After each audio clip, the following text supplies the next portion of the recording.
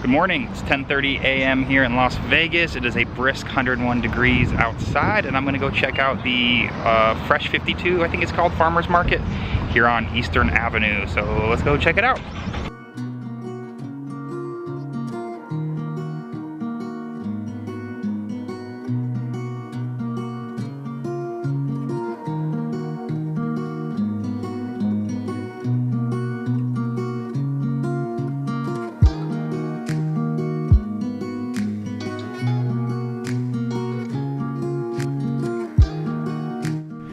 So I'm back home after the farmer's market. It was kind of cool. I haven't been there in a while. There's really only one stand there that has produce. There's an orchard that has some peaches and cherries, but for vegetables, there was really only one stand. So I didn't have that much, but they had a pretty good selection. Ended up spending about $15 on a few items. So I'll show you what I got.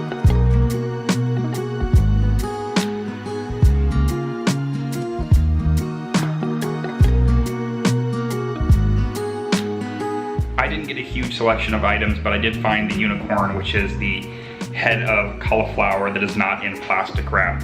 Head of broccoli, which is a workhorse, can pretty much go in anything.